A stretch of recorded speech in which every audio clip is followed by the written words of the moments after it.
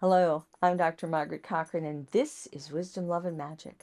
Today I have something extra special for you, and it's called The Tale of the Three Integrity Fairies. Are you sitting comfortably? Then I'll begin. Once upon a time, not so very far away and not so very long ago, there were three integrity fairies whose job it was to look after three sisters. Their remit was to watch over their girls, and when the time was right, to swoop down, tap them on the shoulder, and whisper in their ear, giving them the inspiration they needed to live meaningful and authentic lives.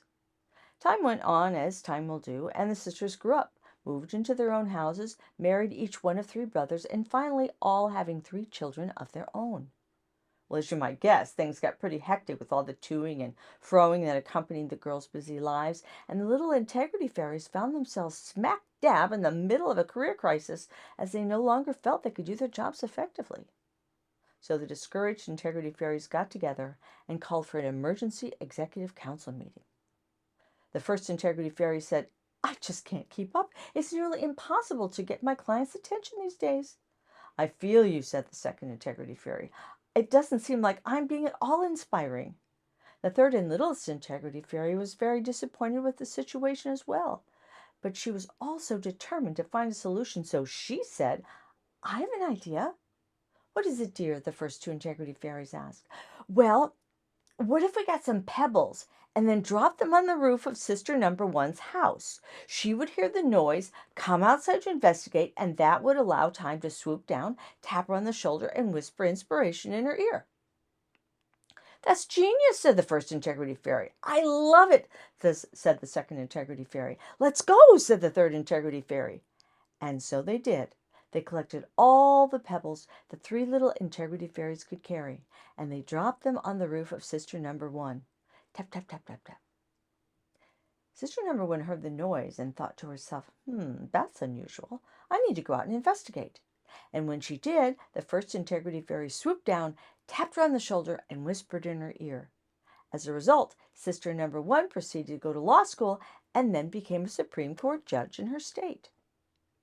The fairies were delighted and immediately collected another load of pebbles, which they then dropped on the roof of Sister Number Two. Unfortunately, nothing happened.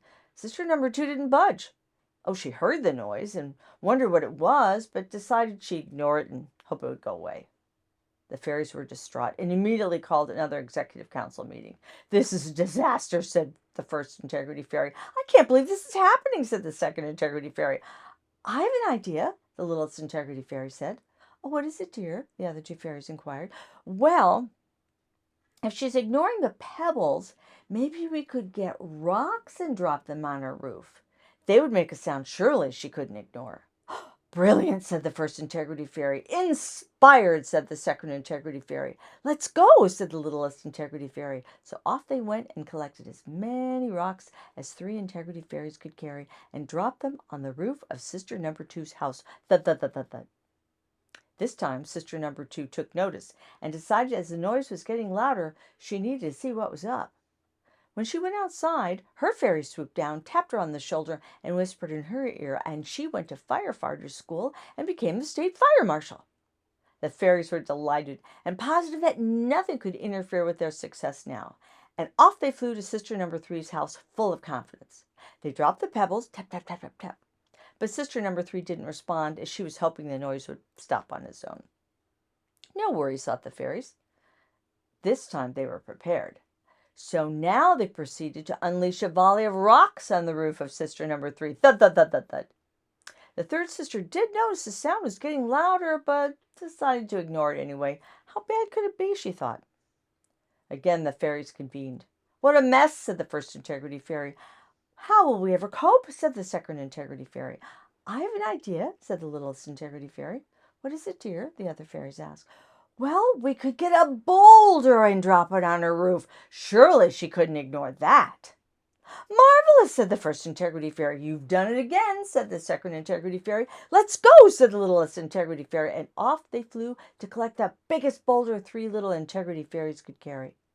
They carefully positioned themselves over the roof of Sister Number Three and let fly. The boulder hit the roof. Boom! And then something unexpected happened, something the integrity fairies had not anticipated or planned for. The boulder fell on the roof and then went through the roof, and then went through the ceiling, and then landed right on top of sister number 3, making rather a mess of things entirely. "Uh-oh," said fairy number 1. "Uh-oh," said fairy number 2. "Uh-oh," said the littlest integrity fairy, and she called 911. When the emergency services arrived with a crane and lots of crowbars to get the boulder off sister number 3, who was miraculously unhurt, save her dignity, she was heard to say, "Why do things like this always happen to me?" The moral of the story is, you'd best pay attention to pebbles, ignore rocks at your peril, and failing that, there's probably going to be a boulder in your future. The end and a beginning, because endings always are, you know. Until next time, I'm Dr. Margaret Cochran. Be safe and be well.